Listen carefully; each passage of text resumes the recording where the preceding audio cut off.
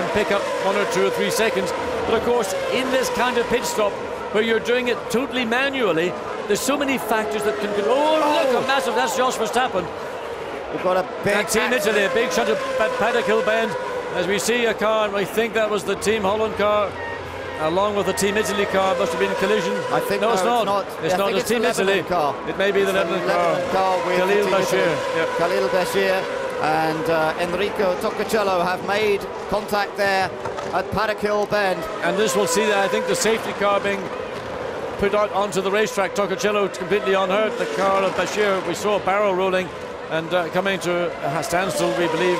Now this could give a great chance to Brazil, Australia and Great Britain to make their pit stops behind the safety car. If the safety car comes out, which it does, the safety car is on circuit. And this will give an opportunity to teams who have not stopped. I think you've got no choice. You've got to make the pit stop now. You cannot sit up behind the safety car while your competitors. And now the cars in the background not obeying the yellow flag. This car, is it Team China? I'm not quite sure. I think it might have been. He came around Paddock too quickly when the safety car was going across the track, and with waved yellow flags in a situation like this. Let's watch and see again. Toccocello comes up, gets under the rear wing, pulls out, as we saw him try to do with Pakistan earlier in this race. Doesn't quite get alongside, and then the Lebanon car just closes in, and then the inevitable front wheel, rear wheel interlock, up it goes and over, and that's a big high-speed shunt. Khalil Bashir will be wondering, well, what have I done wrong to deserve that? That's a big shunt, and the car that rolls into the gravel trap and begins this process of barrel rolling to coming to a standstill. Yes, really, I think whether he was totally aware that the Italian car was down the inside there or not, I'm not sure, but off they went now into the pits. The battle for second, Australia and Team GB. And Brazil is also in, by the way. Brazil is also coming. They were virtually 10 seconds ahead as we now look at Team Australia, but expect Team Brazil, the second car in that line of cars, with the first three actually as they are on the road.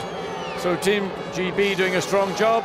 But what's happened to Brazil? They've been in long enough to change those four wheels and tires. Team GB gets the benefit. There's a problem with Brazil. There is a big problem for Brazil, and this could be Robbie Kerr's chance to take the lead in this race.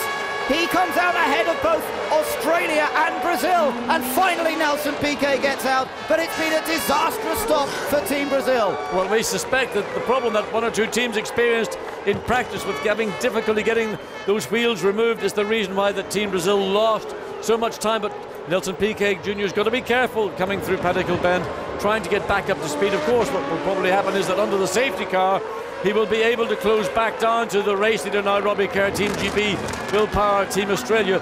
So they're running at reduced pace. So Nelson Piquet Jr. will join a battle for the lead of this race behind the leader and second place man, having dominated the first race and having dominated the second race up until this safety car intrusion.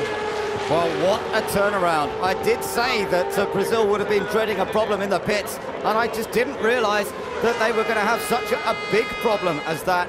A real turnaround here. Now, the safety car has Timo Scheider behind it for Germany currently. There is the Lebanese driver, and that's a great sign there.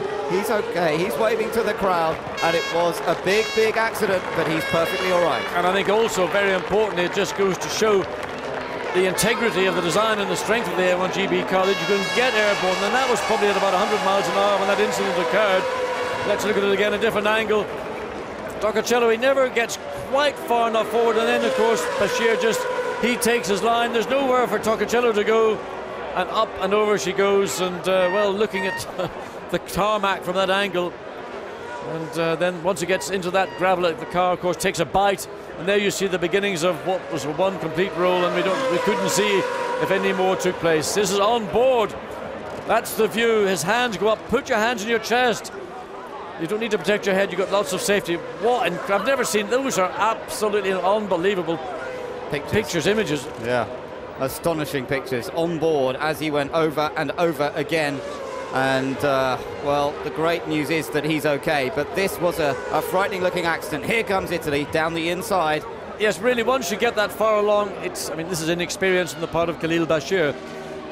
Toccocello very much more experienced in single-seater racing in Europe, and in a corner like Paddock Bend, you can't just shut the door on a driver when he's there. You can't just presume he's going to disappear.